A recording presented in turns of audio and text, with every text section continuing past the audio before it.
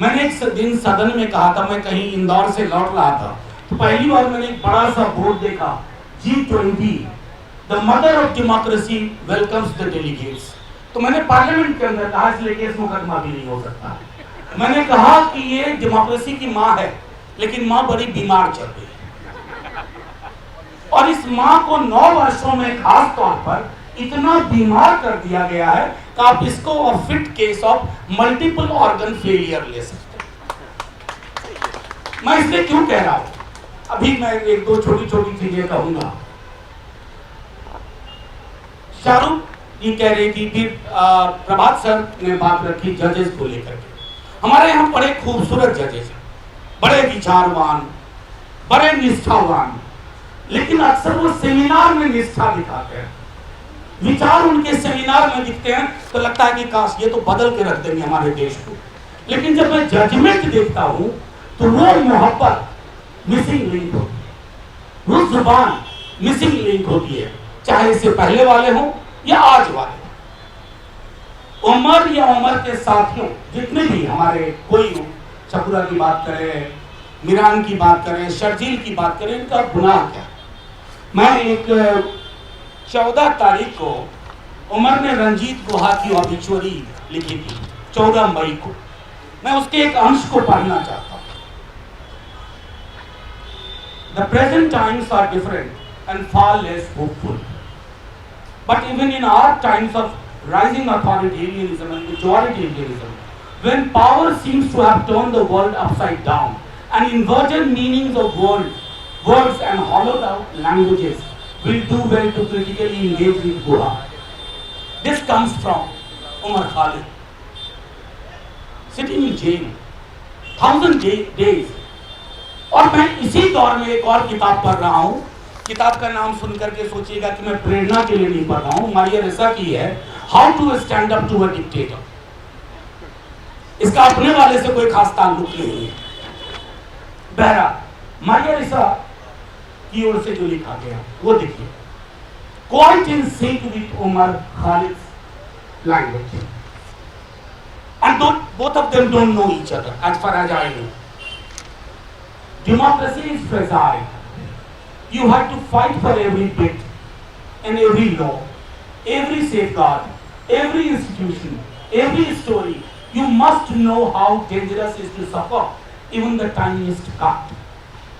That is why I say to us all, we must hold the line. I don't have to repeat that line. All of you standing here, sitting here, are holding the line. And I must also tell you that your tribe is growing. Your tribe is growing. I can smell that coffee of change. I can see that in the air. This is happening. And this is not happening because of us, Prabhat ji or Ilyas Sahab, Gurmehar or Shahrukh. This is happening because you hold the line that things should be better. This 100, maybe next year when we meet this time, Umar would be here. Maybe we'll sit for some other cause. लेकिन हम यहाँ होंगे, हम यहाँ इसलिए होंगे। और मैं जब कह रहा हूँ कि अगले साल, तो मेरा इस चुनाव से कोई ताल्लुक नहीं है। मतलब ये टाइमलाइन में आ रहा है कि चुनाव भी होगा इसी वक्त, लेकिन मैंने चुनाव सोच करके नहीं कहा था, क्योंकि democracy is not only about election, unlike what my external affairs minister thinks. उनके हिसाब से 5 साल तो चुनाव तो टर्की में भी हुआ अभी, अर्दोगान फिर से आए, अपने वाले अर्दोगान भी फिर से आना ना आना महत्व नहीं रखता है। Democracy is all about institution. संस्थाएं कैसा काम कर रही है, विश्वविद्यालय कैसा काम कर रहे हैं, उन संस्थाओं से हमारी क्या अपेक्षाएं हैं जिनके पास हम पहले जाया करते थे। जैसा हमारे को पैनलिस्ट ने कहा कि लेजिस्लेचर में जब आपको परेशानियां होगी, एग्जीक्यूटिव टिरानिकल होता है, तो आप जुडिशियरी की ओर देखते हैं। लेकिन जब आपको लगे कि जुडिशियरी की ओर भी जिस निगाह से आप पहले देखा करते हैं, जुडिशियरी की वो निगाहें आपकी ओर उस तरह से आपको नहीं देख रही। हमारे यहां कहते थे जस्टिस डिलेड, ये जस्टिस डिनाइड। आप सोच के देखिए, उमर रिहा होगा, तमाम वो लोग रिहा होंगे, क्योंकि आरोप एसेंशियली किया है यूएपीए के थ्रू नेशनल सिक्योरिटी। मैं अवतार सिंह पाश को स्मरण नहीं करना चाहता कि राष्ट्र की सुरक्षा सबसे बड़ा धोखा हो, कि राष्ट्र की सुरक्षा के नाम पर आप जिसको चाहे उठा के अंदर कर लें, क्योंकि राष्ट्र की सुरक्षा का मसला नहीं है महाशय, आप असुरक्षित हैं, यू आर इनसिक्योर। मैं जब लोग कहते हैं कि बड़े मजबूत प्रधानमंत्री हैं, तो यकीन मानिए इतनी बड़ी मेजॉरिटी के बाद इतना मजबूत प्रधानमंत्री मैंने नहीं देखा। अपनी सिक्योरिटी से परेशान, अपने हाव भाव, अपने चलने, उसमें इतने आत्ममुग्ध हैं कि कोई आकर के ये कहते कि ये चिट्ठी तुम्हारे खिलाफ प्लान कर रही है अमेरिका में जाकर, मतलब फलाना कोई इसका इतर मान रही है, वो चिट्ठी तक यूएपीए लगवा सकते हैं। कहेंगे चिट्ठी ने वेश बदला है, इसका आशय कुछ और था, ये अमरावती में भी जाकर के वही बात। तो मेरा आशय सिर्फ ये है कि when we hold the line, दिक्कतें अभी और आई। अभी आपने देखा होगा कि लॉ कमीशन के थ्रू इन्होंने कहवाया है कि सेडिशन लॉ में और सजा बढ़ाने का प्रावधान होना चाहिए। ये किसके लिए है? जो आर्थिक मुकदमे में ना फंसे, ऐसे एक्टिविस्ट, ऐसे पॉलिटिशियन जिन पर पैसे का कोई धोखाधड़ी का आरोप न लगे, उनको इसमें धकेल दो।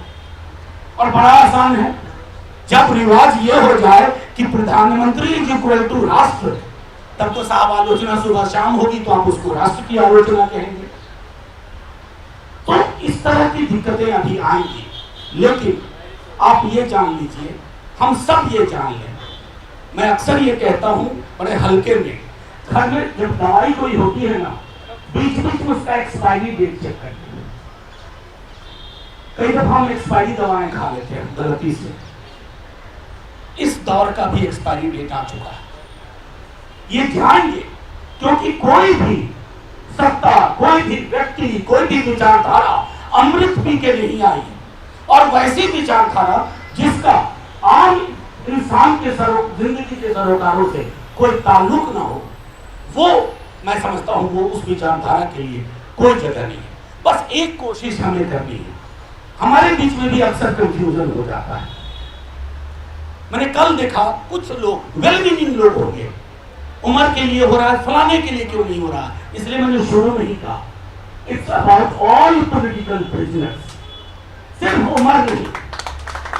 उम्र के साथ तो मेरी बातचीत भी है, हम मिले हैं कई दफा, उम्र की बहन के निकाह पर भी मैं गया था, लेकिन कई लोग हैं जिनसे मैं नहीं मिला हूं, लेकिन उनके मसलों से भी हमारा ताल्लुक है, और वो ताल्लुक इसलिए है क्योंकि हमारा ताल्लुक होल्डिंग द लाइन से, वहां कोई समझौता नहीं। तो ये 1000 दिन कैद के हैं, 1000 दिन रेजिस्टेंस के भी हैं, 1000 दिन होप के भी हैं, और ये होप डिस्पेयर के खिलाफ है। ये होप उस वक्त में है जिस वक्त मुझे नहीं पता कि यहां बोली गई मेरी बात शाम में किस चैनल पर कैसे चलाई जा रही होगी। इसलिए मैं आजकल आता हूं, सबसे पहले आप ही लोगों को प्रणाम करता हूं। आप लोग नहीं हैं, मैं जानता हूं, वो वाले कुछ अलग तरह के ही होते हैं